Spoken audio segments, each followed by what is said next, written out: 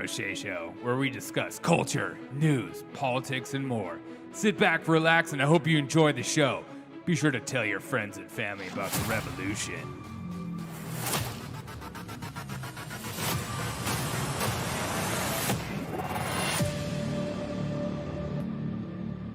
Hey, all you cool cats and kittens. What's up, everyone? Welcome to the Derek O'Shea Show. Thank you guys so much for taking time out of your day to hang out with me. We're going to watch some news stuff. Let me just pull it up. Get this going. See what's going on in the news. I want to know. You want to know. Everyone's talking about it. Let's just follow the YouTube algorithms, for God's sakes. Oh, man. How you guys doing today? Let's get into it. The former president losing his fight to keep records from his presidency under wraps. Federal Judge Tanya Chutkan has ruled in a 39-page opinion that the House Select Committee investigating the January 6th riot at the Capitol should have access to records from his presidency related to the attack. Now, the judge deciding that a former president's wishes couldn't overcome the decision of the current president regarding protecting privileged information of the executive branch. The former president has already notified the court that he is appealing Chutkan's ruling, that coming moments after the breaking news on this ruling.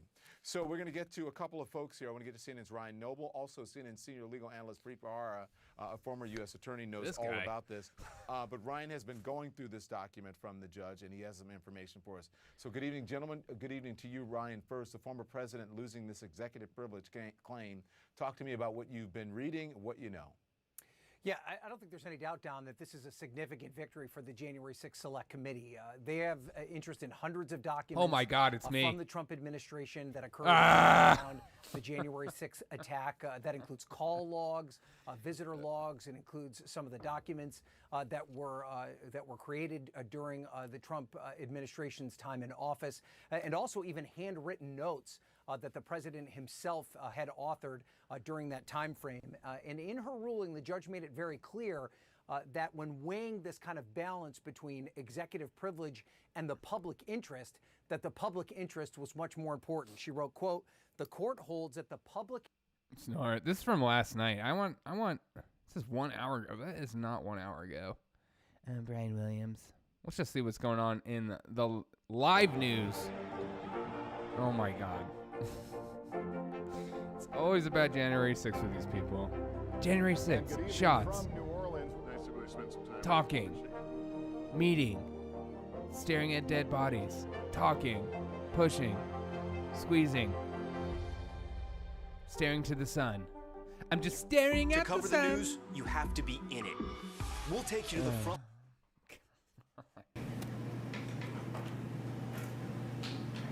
What is the jury looking at here? That's Mr. English's house. Okay. Okay. Any questions? Okay. All right then. Anything else? May I just have a moment to run back to my office real quick? I'll be back in 2 minutes. Sure. Thank you. It's the Kyle Rittenhouse. Did you go pee-pee?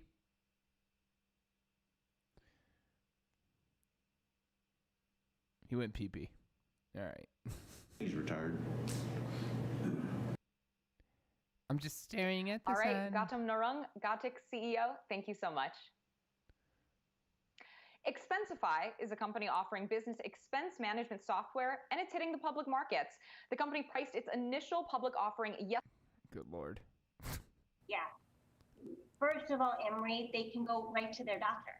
They can go to their healthcare provider that can tell them exactly what's in the vaccine and can tell them what the chances of having an adverse reaction for their child are. And the chances, by the way, are incredibly low. slim. In the studies that we had, the trials prior to approval of the Pfizer vaccine for children in both the adolescent group and in the 5 to 11-year-old group, there were essentially no cases of severe allergic reactions. Essentially, now, of no. course, as we see millions of children getting vaccinated, there will be incredibly rare cases of some significant allergic responses, but it's going to be incredibly rare. This is why And if it does happen, keep your mouth shut. After they get the vaccine to make sure in the initial post-vaccination period, there's not a significant response like anaphylaxis or swelling or something that we really need to be concerned about. But talking to your physician and really getting an understanding of what's in the vaccine and how low these chances of a significant allergic reaction really are, I think will make a lot of parents feel more comfortable. All right, Dr. Susanna Hills, you always Except make us for feel Aaron more comfortable. Thank you Rodgers. very much for sharing your He insight talks and to Dr. analysis Joe with us and our Rogan. viewers. We appreciate it. You bet, guys. Well, today at 11 a.m. Eastern, the White House and health officials will give an update on the country's COVID-19 response efforts. You can stream it right here on CBS. Can't wait. We're learning more about the people who survived the deadly stampede at Astroworld Music Festival. Ahead, we'll hear from the attorney of a 9-year-old who was injured during the chaos in Houston, how he's doing, and who the city's fire chief says should have pulled the plug on the show. And a high-profile trial is underway in Georgia for 3.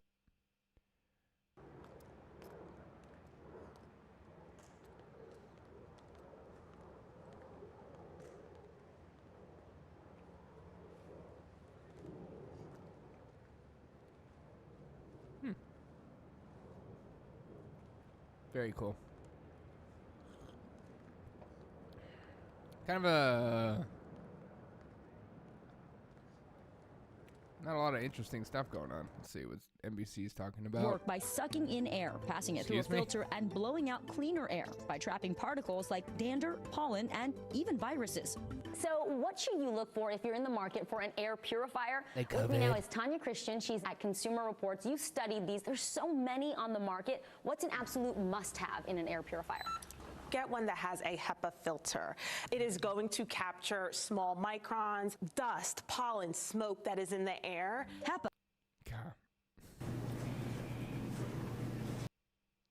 All right, nothing exciting's happening apparently. This guy. This guy is my energy right now.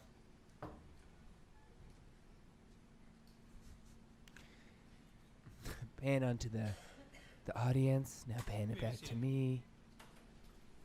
Pan it back to the audience.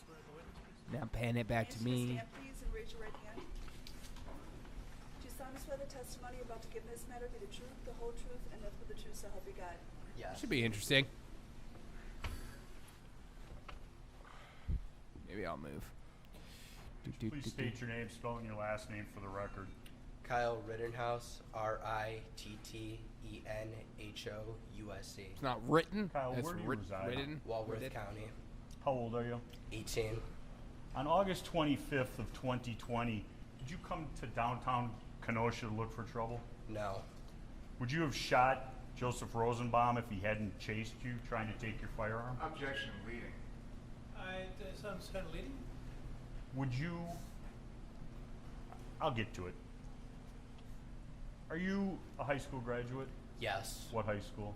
Penn Foster Online High School. Are you currently enrolled in any further studies? I'm a college student studying nursing at Arizona State University. Not for them. Who do you currently live with? My mom and 2 sisters. Directing your attention to August 25th of 2020, where did you reside? Antioch, Illinois. Do you remember the address? 286 Anita Terrace, apartment 104, Antioch, Illinois. And who did you live with there? My mother and 2 sisters. What's your father's name? Michael Rittenhouse. Back on August 25th of 2020, where did he reside? He lived in Kenosha, in the city of Kenosha, in the apartments behind the Pick and Save on 50th. On 50. Do you have any other family that's from Kenosha? The Kenosha Yes. Kickers. What? My grandmother, my aunt, my uncle, and cousins all live in the city of Kenosha. Okay. There's been testimony in this trial about the firearm. Can you come back to the question, microphone? Which has been marked. States 28. You've seen that gun? Yes. Before August 25th of 2020, had that gun ever left the state of Wisconsin? No. Now, before this event happened on August 25th of 2020, did you have any hobbies? Yes. Tell the jury what you like to do. I was a swimmer. I enjoyed working. I was a lifeguard. Hanging out with friends, going to the beach, just normal teenage stuff. Were you a member of any groups, organized groups? Yes. What? White supremacist I was a groups. police explorer for Grays Lake Police Department, and I was a firefighter EMT cadet for Antioch Fire Department. Did you have any training in life-saving, anything like that? Yes. What? I was a certified lifeguard. I am a certified lifeguard and swim instructor. I am certified in Stop the Bleed, CPR, AED, automatic external defibrillator, and basic life support. Okay. On August 25th of 2020, where were you employed? I was furloughed at the YMCA in Lindenhurst, Illinois, because of the COVID-19 pandemic, and I was working at the Recplex in Pleasant Prairie. Okay. Recplex here in Kenosha County? Yes. Now, on the night of the 24th, did you come to downtown Kenosha? Not downtown, but I came to Kenosha for work. Okay. And after your shift at work completed, where did you go? I went to Dominic Black's stepfather's house. I believe his name is Scott Dickhart. It's been a while since I've seen him. Okay. And who is Dominic Black in relationship to you? Dominic Black and my sister Mackenzie Rittenhouse used to date. Okay. And on the night of the 24th, were you aware of anything going on in Kenosha? I knew there was protests, demonstrations, and riots going on in the later evening. Okay. And how were you aware of that? I saw videos on social media, on Facebook live streams, TikTok of. I saw the Car Source lot being burned down, the Car Source 1, what we've been referring to. I saw a police officer get assaulted. He had a brick thrown at his head. And I saw the mattress store owner get knocked out, and I believe his jaw was broken and had to be wired shut or something. And you saw all of that on the 24th? Yes. Did you go to downtown Kenosha at that time and try and do anything about that? No, I did not. Directing your attention to the late morning of August 25th, 2020, did you have occasion to go downtown? Did go to downtown in the morning of August. Go there with? I went there with Dominic Black, my that's sister deep. Mackenzie Rittenhouse, and Ray Dickhart. And describe what you did. We walked around for a little bit, and then I believe at around 11:30 noon, we ended up at Ruther Central High School, where we ended up cleaning graffiti for about, I want to say, an hour and a half to 2 hours. Oh, this guy is a terrible human being. Just cleaning graffiti. Sick. Previously marked as Exhibit 131. Do you recognize that? I do. Could you describe what you see in that? Is that you with the backwards hat? Towards the left in the olive green shirt, that's me, and then to my left, that's Ray Dickhart, and to my right, that's my sister Mackenzie Rittenhouse. And what are you doing there? we're cleaning graffiti off of Ruther Central High School. And were you getting paid to do this? No, I was not. And you see what the graffiti says? Yes. And you do what it said as you were cleaning it off? Yes. I won't repeat it. After you were done doing that, what did you do? We went to the Car Source lot, the first location, and we were looking at the destruction of the burnt cars, and we saw the owner, Sam and Sal, I believe that's what they told us their names were. And you saw, when we say Car Source, the one that you met Sam and Sal at is what we've been referring to as Car Source number 1? Yes. And that's the one that they just played a video of all the burnt out cars? Yes. Did you have any discussions with Sam and Sal? Briefly, I offered my condolences, and I said if there's anything I can do, please reach out to me. He gave me his number. I gave him my number. And you were with Dominic Black at that time? I was. And your sister? Yes. And what did you do after that? After that, we walked back to, I believe, we parked our car by, you see the parking lot? Okay, this is going to be all day. All right, guys, I'm going to go do my show. parked our car Look out for it right a little later date. I out of might that go corner. live for the Somewhere White over House